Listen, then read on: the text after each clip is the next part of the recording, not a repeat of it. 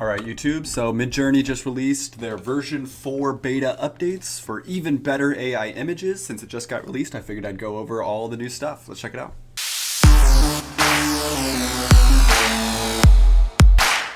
All right, this article's from The Medium by a guy named Jim Clyde Mong. I hope I didn't mispronounce his name. I was going to read through this. He goes over quite a few of the different changes in here, and I'm going to talk about them now. All right, so on average, it looks like, in case you missed it, here's what's new in version 4. Vastly more knowledge of creatures, places, and more. Much better at getting small details right in all situations. Handles more complex prompting with multiple levels of detail. Better with multi-object, multi-character scenes. Supports advanced functionality like image prompting and multi-prompt. Right. Here he's talking about what's actually new. V4 now supports style and stylize. The stylize arg lets you change the strength of our default styling on a scale, because it defaults to 100, but your scale goes from 0 to 1000 now. The style arg lets you pick different style biases for the model.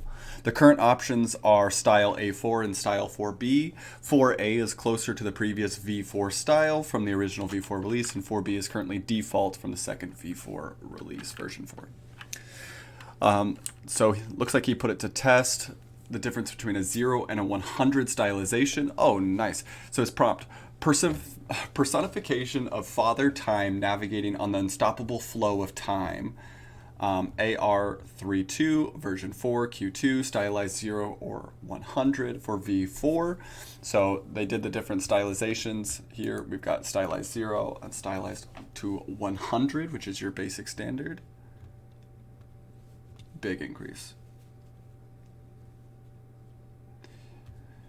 Your outline on the detail for this outskirts area of the image. So in the first version, your stylization kind of fades off on the side, and then it looks a lot more faded so that your focal piece is just the person, and you can't even really tell what's flying back here in the background. Whereas if you go to the newer version, your border all looks really detailed and crisp, like it's meant to be part of the image, but it helps capture who is the main creature, which is Father Time in the middle with his giant old clock, and he definitely stands out here. I love the headpiece. Added a lot more character to him here instead of the staff. Very nice. They messed up his fingers, of course. 1, 2, 3, 4, 5, 6, 7. Somebody's holding his hand. He's holding his own hand. Yeah, I could definitely see the difference. So then they did style 4A versus style 4B. Let's see, photorealistic Assassin's Creed cybernetic male assassin in an ivory electrical Roco elaborate robe by Nexro XIII. Light and mysterious and warrior-like. Light and mysterious eminence details, HD, cinematic lighting, cinematic, epic, photoreal, all your descriptors, and style A, 4A, and then 4B. Really what I'm telling with the difference of these is just straight up your background. So when you're going to, besides just the detail and the armor and how much you get on your person, this just kind of has your black on the left and your gray on the white, and it fades almost blurred. Whereas you can at least get an idea, like he's in a building here. We've got the window, it kind of looks church-esque with your curve here. So it puts your setting a little bit more understandable in context instead of just a weird blurry background. I love how the arms fade out, or I don't like how the arms fade out here because they're so crisp in the second one. So with the second one being crisp all the way through, you just get a lot more definition. Even the wrinkles throughout the suit.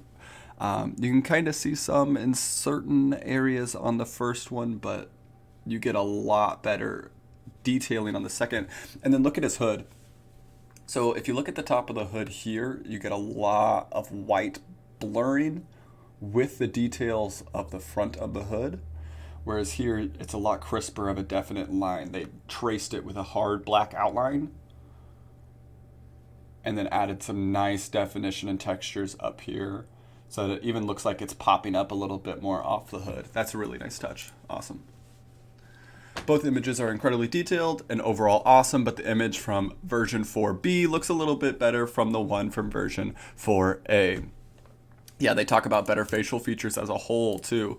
So slightly sharper with fewer undesired visual artifacts, excuse me, slightly better with small details like eyes and facial features. Here's an example of a human face. Prompt, ultra futuristic, magenta hairstyles, surreal hair design, hair fashion, art, multicultural, photographic headshot on a 90mm lens. It's not too bad. I mean, if this is their improved version and this is like the example, I would have liked to see a previous as well. The eyes are a lot crisper than what I've seen Midjourney do.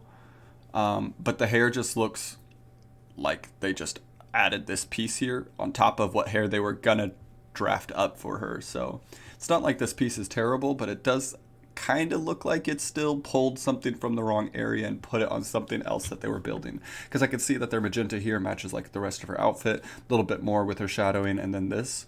But this fades off pretty hard. It just looks like an extra attachment for some reason.